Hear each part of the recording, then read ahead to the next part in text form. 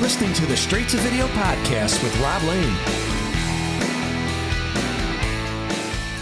What is going on, and welcome along to my show, Straight to Video. I hope all is great wherever you're listening from. So how's this year starting out for all of you? Everything good? I hope so, because you've got this, right? So today I chat with Cindy Valentine, all the way from her home in New York, and this was a really fun and interesting talk for me, because if you're a regular listener, you'll know how much I love learning about people's journeys in either the music or film industries, and Cindy has had a long career spanning both genres right from the 80s up until present day. From an incredibly young age, she left her home in Canada to study in Italy before releasing albums on major labels, along with contributing to film soundtracks and also having roles in films. Perhaps most notably the 1989 cult classic Teen Witch that may have been staple viewing for many of you who grew up during that time. Cindy played the appropriate role of Shauna the rock star in the movie and wrote and performed several tracks from the film's soundtrack. More recently though, Cindy has been working behind the scenes, sharing her experiences over the years to help and develop new artists and further their careers in all aspects from development, songwriting, and just really making sure they're on the right path. Cindy was super warm and friendly, and as she makes clear earlier on, she doesn't really have much of a filter, which makes for a great honest chat about both the good and bad parts of the music and film worlds, particularly during the 80s, and it shines light on how much things have moved on. Before we dive in, please show some love for my friends Dead Skull Coffee, who continue to offer you, the listener, 15% off any order of their ground or full bean coffee. Dead Skull Coffee are a true independent rock and roll coffee business, and to grab this discount, just fill your basket at deadskullcoffee.co.uk and add the discount code STV on checkout. Why not grab some and share some photos online to spread the word for those guys too when it lands on your doorstep, because this is some really great coffee. Alright, if you want to learn more about Cindy, her past work, or the artist she's working with right now, then head on over to valentineproductions.com or thestargroomer.com and maybe check out some of her music, which you can find videos of on YouTube. If like me you're a sucker for big-haired 80s pop, then it's a welcome addition to your music catalogue. But right now, hope you enjoy my straight-to-video chat with Cindy Valentine.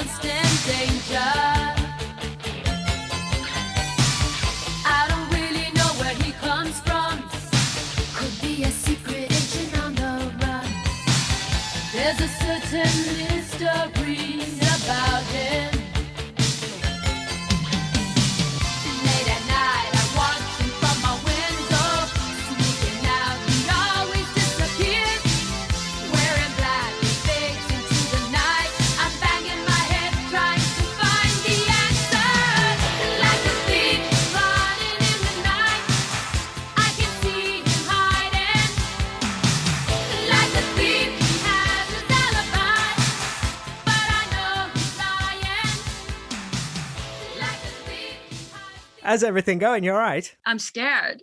You're scared? Why? It's kind of crazy because I feel like people are resuscitating me from the dead. Because I've technically have been underground hiding and just doing productions and writing and staying, low key. Mm-hmm. But every time I'm working with someone, my name pops up and they're like, oh, we want to talk to you. And I'm like, no. I have no filter. No? Oh, okay, that's great. I don't mind that. Where are you? Well, I'm in the UK and nearest big place is Nottingham. Okay. Right in the middle. I'm hoping to come there because my artist is going to be touring with A1. Oh, and that's awesome. one of the locations. So, yay. Who is it you're working with who might be coming over? Her name is Harper Starling. She is originally from Wisconsin. And she's adorable. I'm so excited. We've been doing a lot of work together. We have an album together and she's touring A1. She's got a few big, huge festivals that are coming up also. But I'd be there in March and I'm so excited because, I'm Canadian, which we share the Queen. Have you been to the UK before? Yes, but every time I come there, it's like quick in, quick out. And this time I have plans and you're going to laugh at one of my plans are. Go for it. Can I share? Yeah. Okay. You know, the Paddington Bear? I've always wanted to go see Paddington Bear and have scones and tea. Is that Superb. insane?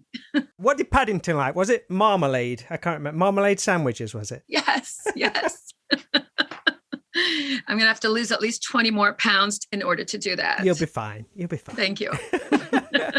That'd be cool, though. A1, they had some massive hits over here. Yeah, I'm very excited. They're wonderful. You know, it's crazy because what might be popular there isn't necessarily as big here. No. But after listening and seeing them, you know, I basically followed them online and I was like, wow, these guys are really good.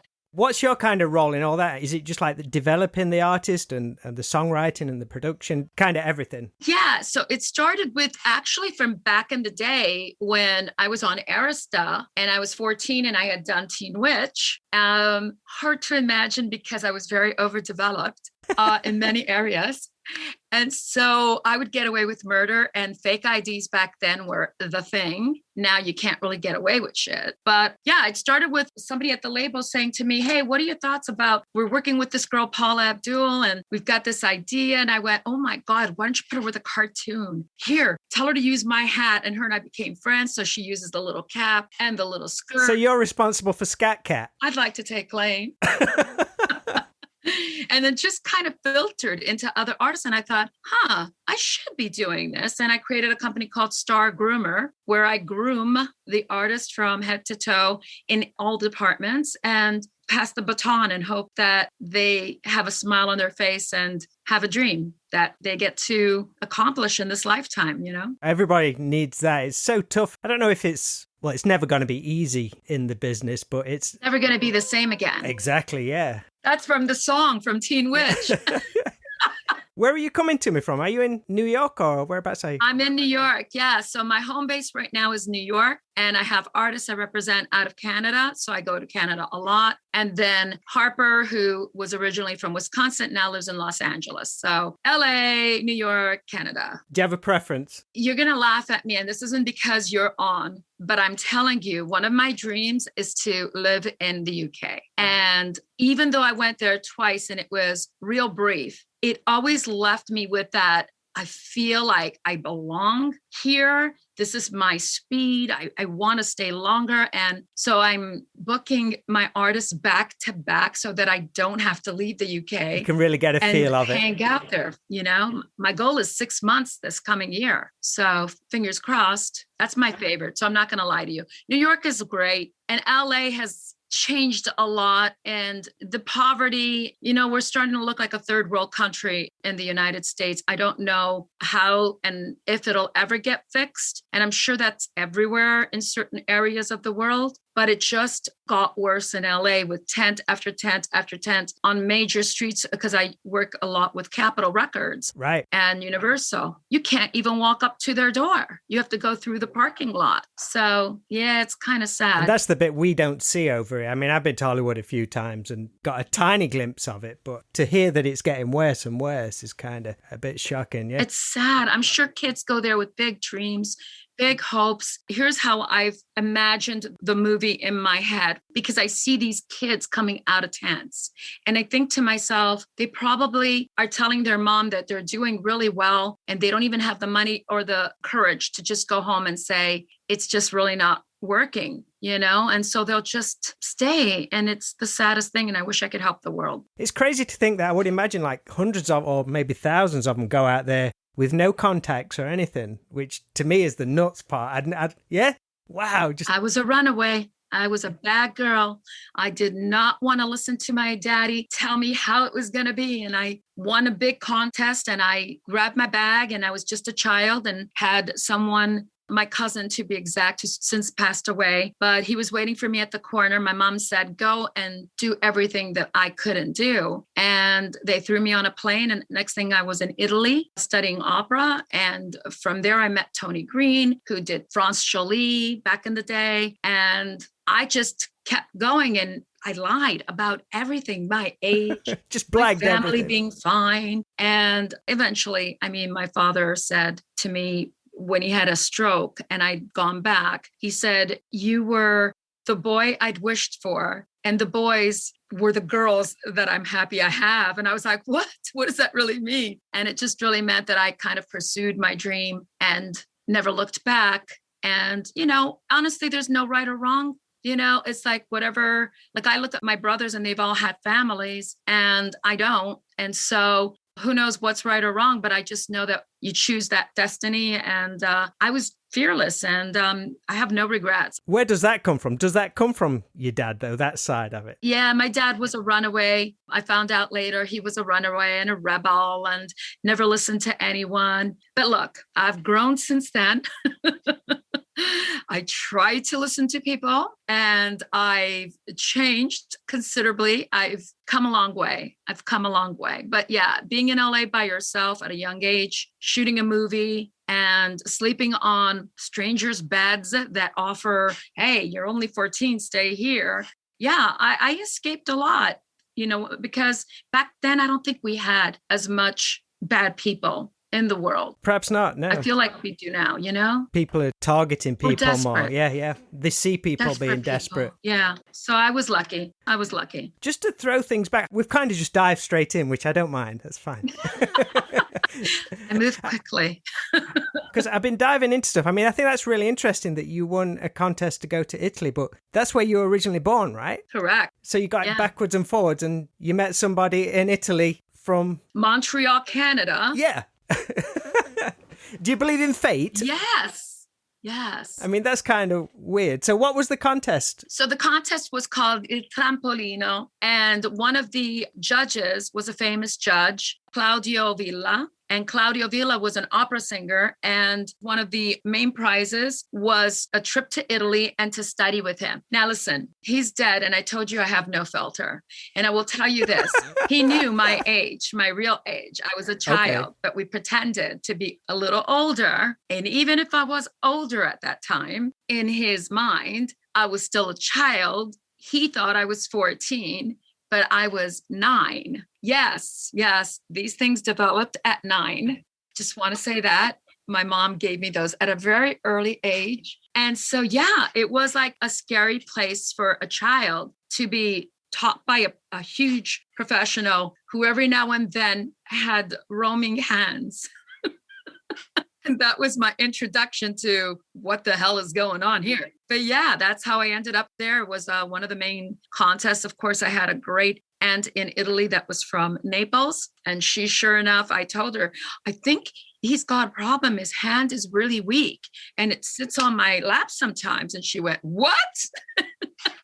And marched over there and said, don't you dare touch that girl. Put him in line. Yeah. And then I was put into a studio, also part of the package. And in that studio, the next studio was a gentleman named Tony Green, who was working on a track and heard me and walked in and he said, oh my God, who are you? And where are you from? And I told him and he was like, I have a song for you because you're young and you can carry this song. And I was like, okay. And that's it. We just started working together. I got signed to Sony, put a band together, but we were going in the direction of rock, which is what he wanted. Not necessarily what I understood because I was just a kid. Yeah. What was you listening to? What was on your radar? I had older brothers, much older. I was the mistake, as they like to refer to me, or the accident, whichever. And so they would hand me down songs that I know it sounds crazy, but I would listen to Barbra Streisand.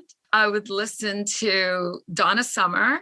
And then it would go to the extreme other side and it'd be Led Zeppelin, Oh, and Pat Benatar. So Pat Benatar caught me and I was like, wow, that's what I want to do. So I had that dream of following in her footsteps at one point. What was your kind of early musical talent? Was it for singing or did you just have an ear for melody? So I started it was singing and I was studying piano at the time at the conservatory. But then when I got together with Tony, and I give him this to his credit, he pushed me into writing my ideas and playing with them on the piano. So I'd come up with the melody idea and the lyrical idea idea. And then he would get producers to put the rest of it together. And really over time, I started to really absorb and sponge and get it. And now I operate my own Pro Tools and Logics, and, I play my guitar and my keyboard, and I want to do it all. But I love the collaboration. But yeah, that was my main thing, was first starting as a singer, because I was just a child and didn't have access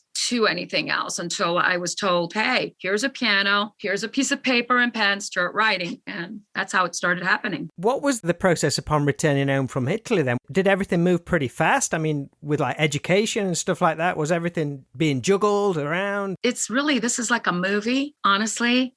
So we'd need a lot more time and the camera rolling. And a short abbreviation of that, I didn't return home. I was disowned and was told to never use the last name. So I have a famous uncle. I was going to ask about that. I didn't know if that was a Wikipedia thing, because I thought, shall I dive in on that one? It'll be like, oh, that's just some random Wikipedia thing. No, Sergio Leone. And my dad said, do not use the name Leone. You are now disowned and you will embarrass our family. And I was like, all right. So Valentine was my first, and Cinzia, which is Cindy in English. And then I went, well, now what? I guess I'll just be Cinderella. And Tony went, oh, Cindy Valentine. And I went, yeah, okay. So we just reversed it. And that's how that really happened. And then I legalized it to spite him.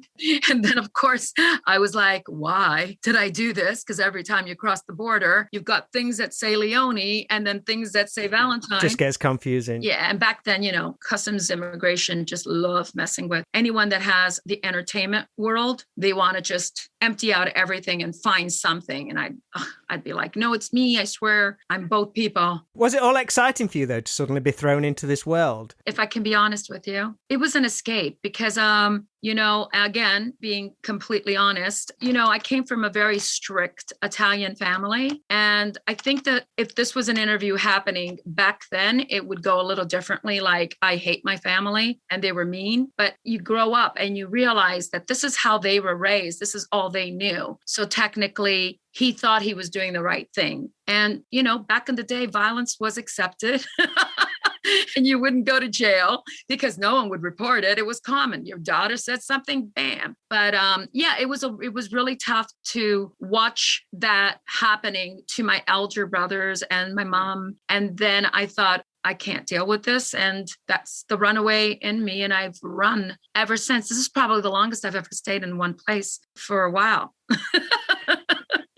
Feeling safe. Where did you go to then? Did you go to LA or did you go to the East Coast? Initially, I went to New York, and we decided that rock wasn't really something that I wanted to continue. I felt like it was grungy. It was grungy. The places we were playing in were these strip joints, literally 2 minutes after I was done with the show. So people would filter in and throw dollars on the stage. I was a kid. I was wondering that because this is your first album, Rock and Roll Architect, right? Yeah. And I'm a child in stilettos, in big hair, anything that would make me look older, just really skinny, but older because I was a child, right? Was these like actual gigs you was doing, or was they like promotional? Gigs. It was real gigs, working. I mean, I remember a place called Tony's East, and he had Tony's East and Tony's West.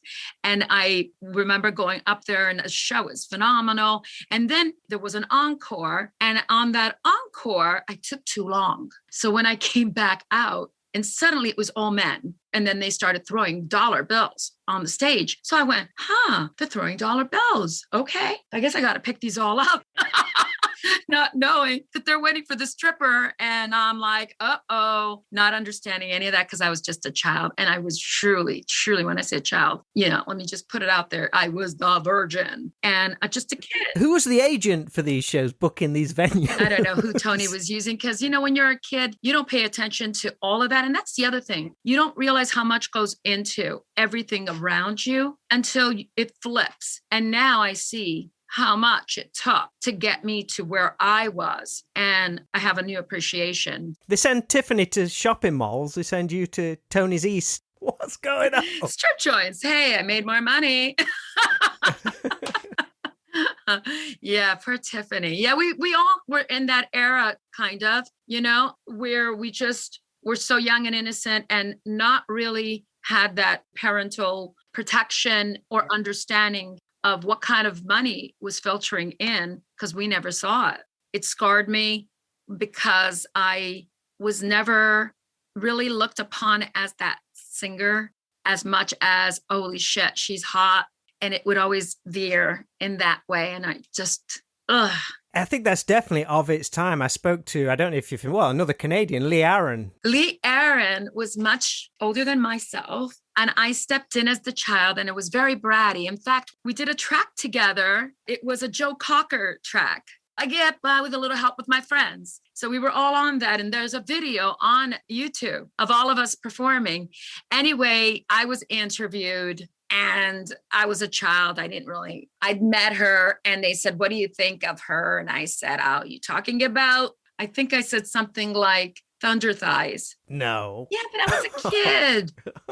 I apologize, Lee Aaron. I love her and she was so cool. But when you're a child and you're bratty. You're cocky. Yeah, I was bratty. I think, when you reflect back, if you're a beat up child, you then try to beat up other people. Well, that's the bully syndrome in a way. A bully's being bullied, so he takes it out on someone else. Yeah. I was naughty. She mentioned a similar thing. She was always a writer and a composer of her stuff, but the record label always wanted to focus on the image, and that's how it was showcased and stuff like that. And she did a lot in Canada. We were not in direct competition because, again, I was just the new kid on the block, and we got to experience some great stuff together. But it's just being a child, you say things that you regret later. We've all done it, I think, definitely. Thank you.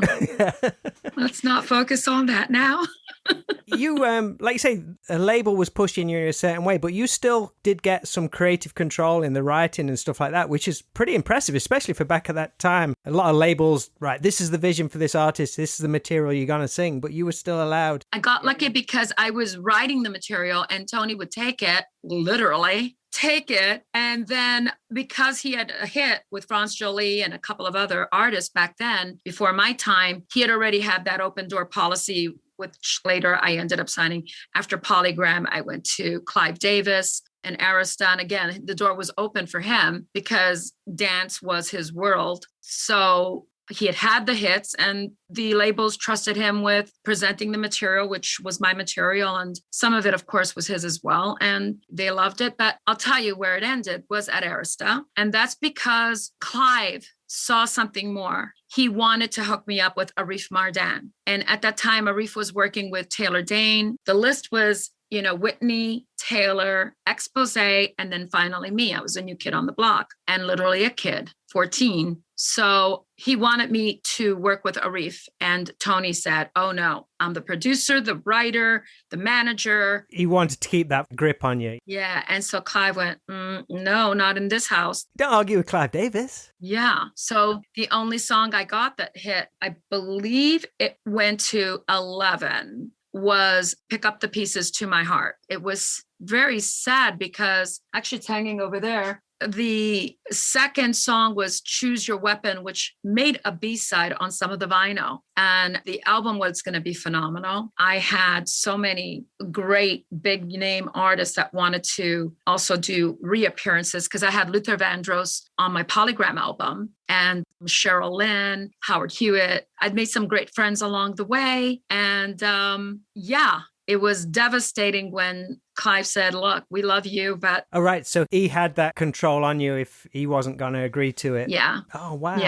Yeah. And eventually I got bought out with Jelly Bean Benitez, and I did an album with him called Spilling the Beans. And that was the beginning and the end of the Tony Green era. And I got more into composing for film and television. And then it just kind of migrated into my friends at Capitol saying, hey, what do you think of this artist? What would you do with this artist? And what would you do? And I was like, do this.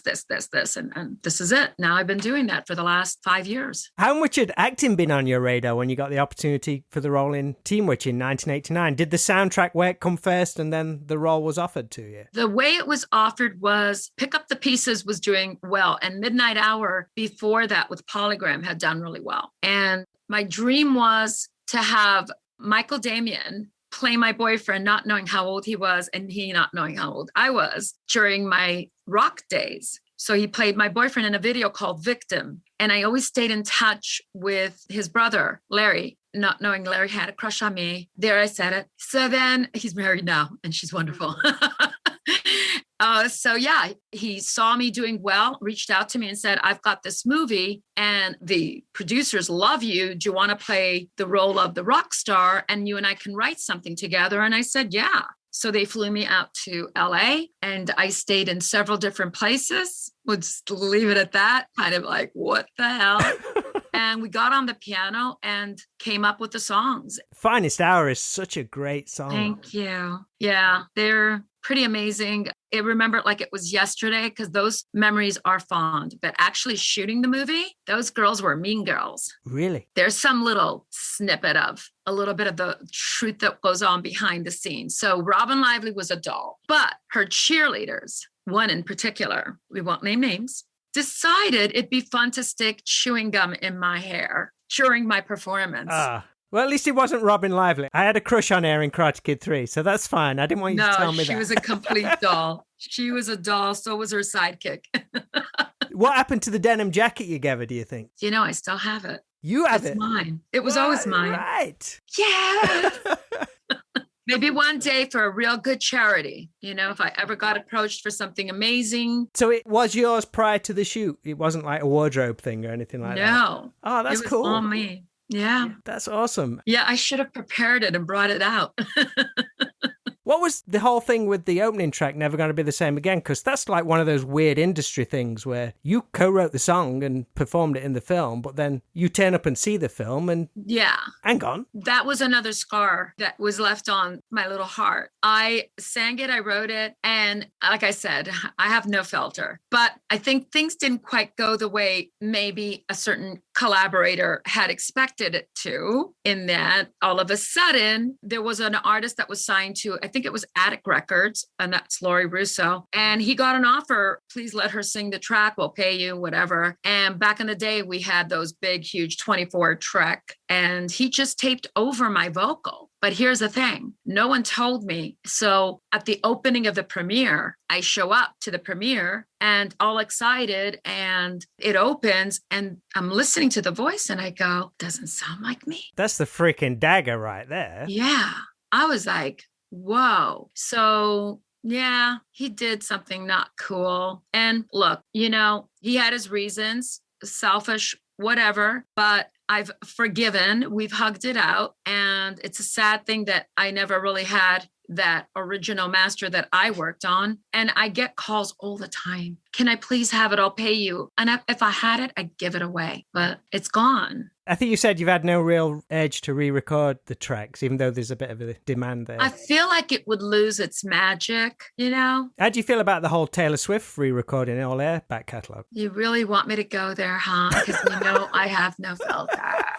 Well, okay. I've heard different sides to it. Most of them positive in a light. Yeah. So here's the thing. Okay. So first of all, kudos to Taylor because she's come a long way. And initially when she first came out, I was like, okay, cute, next. I didn't even expect the longevity. So good on her. I have seen the growth and she's just gotten better and better and better, you know? And she too is one of those people that puts her thoughts on paper and you may not like it. And so that is something to commend her for with regards to owning your masters. So I'm in the between because the way I see it, and I don't know her situation, but I know, for instance, in my situation, my dad had helped with the money to record, but Tony, again, no filter, sold those masters to the record label, not knowing anything about this myself, never getting a penny from it. So in return, the label gives you a huge amount of money. So if you're getting a huge amount of money for that, because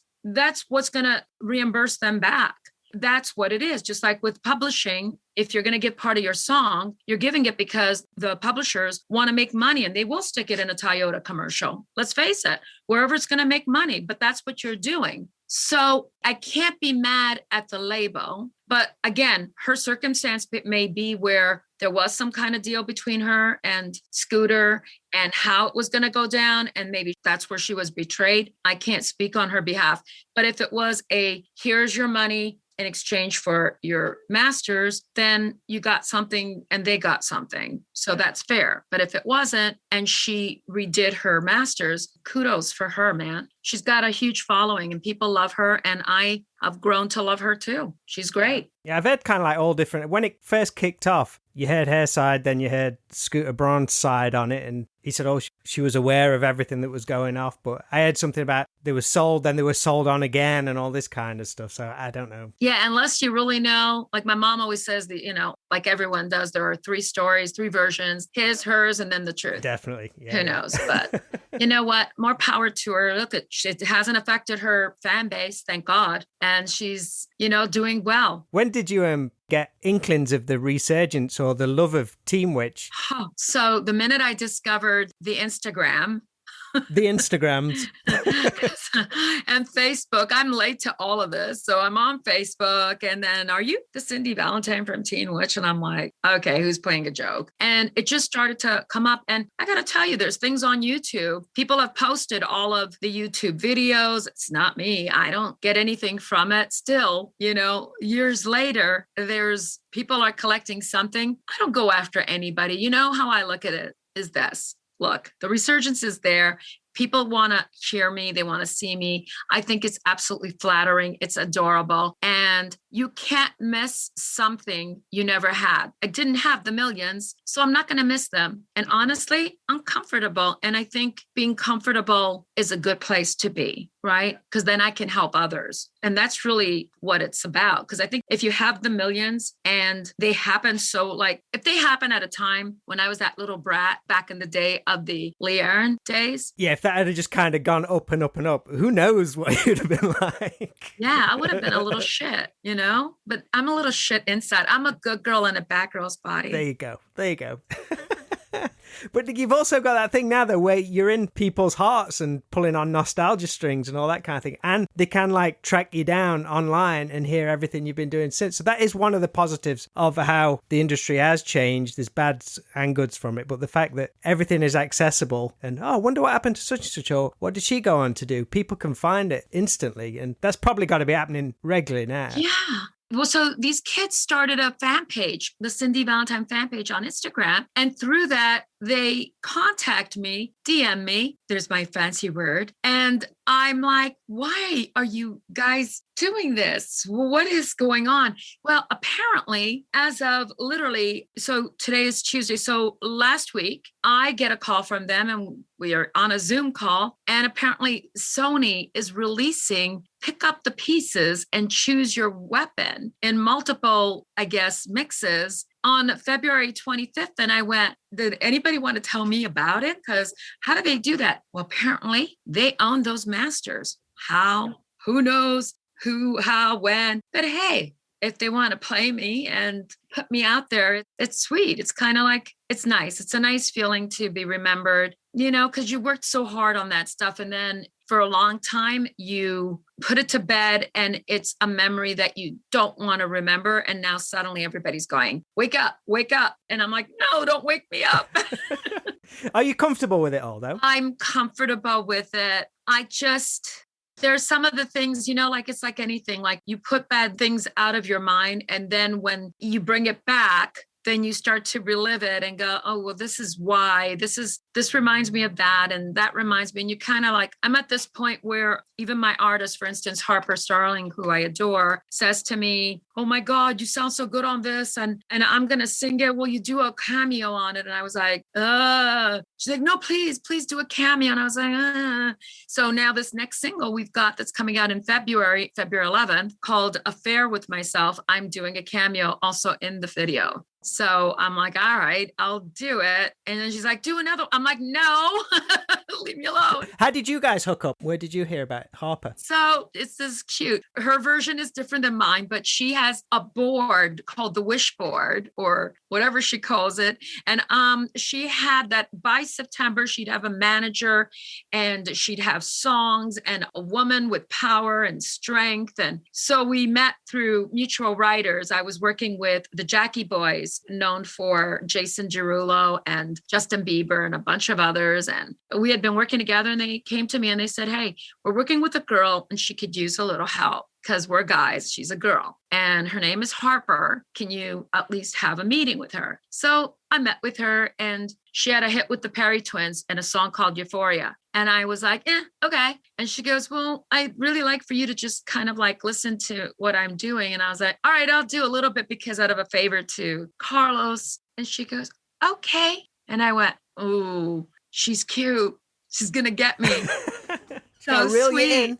Yeah. And then we just started talking and she goes, I hope you don't mind if I have sudden movements. I have Tourette's. And I went, what? And being ignorant. And she goes, well, Tourette's. And I went, I don't know what that is. I'm ignorant. So she explained it. And I went, wow, has anyone ever said to you that they wouldn't work with you because of it? And she said, yeah. And I went, well, shame on them, because now I'm going to really work with you even more because we're going to get this.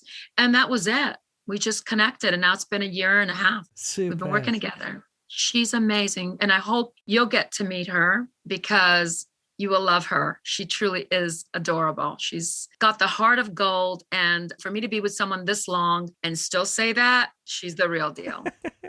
Is that one of the biggest rewards from doing this whole new line of work? Well, it's not a new line of work. You've been doing it for quite some time now. The rewards is really, honestly, helping them achieve that dream and helping them avoid the pitfalls. It's like the wild, wild west, and everybody claims to do something that I'm sure they have the best intent, but their pockets seem to be what's more important over achieving that goal. And for me, I don't want to overpromise. I'd rather underpromise and do the best I can humanly do. And if I can't get it done, what I've been doing is connecting these artists with the next step and other lanes and other avenues and other people that will help them. Because what's the point of having someone and not being able to get them everything they need because you claim to do it all? It doesn't work that way. Is it challenging with everything? Like, things are constantly changing in the industry, especially with like social media, streaming and all this kind of thing. Do you kind of stick to the grassroots, the black and white of it sort of thing? I think outside the box. I always have.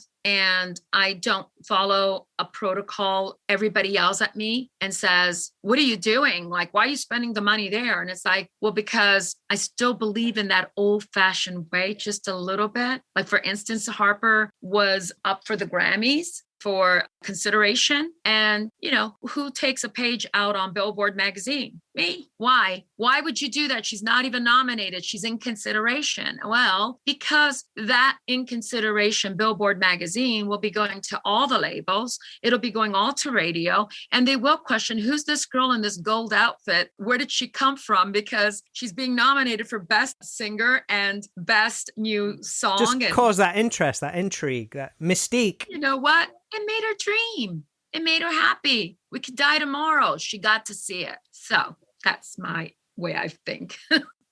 I'll let you go, Cindy, but thank you ever so much for chatting with me. No, it's over. Well, sorry, we can go on. If you want to open that filter up some more. We can... Thank you so much. And yes, I will reach out to you when we get out there and hopefully you can come to one of the shows. Thanks so much. And next time, put my picture up behind you, will you? Okay, it'll be there. Yeah. All righty. No problem. I'll get one to you. Awesome, Cindy. You take care. Yeah, enjoy the rest of your day. Thanks so much.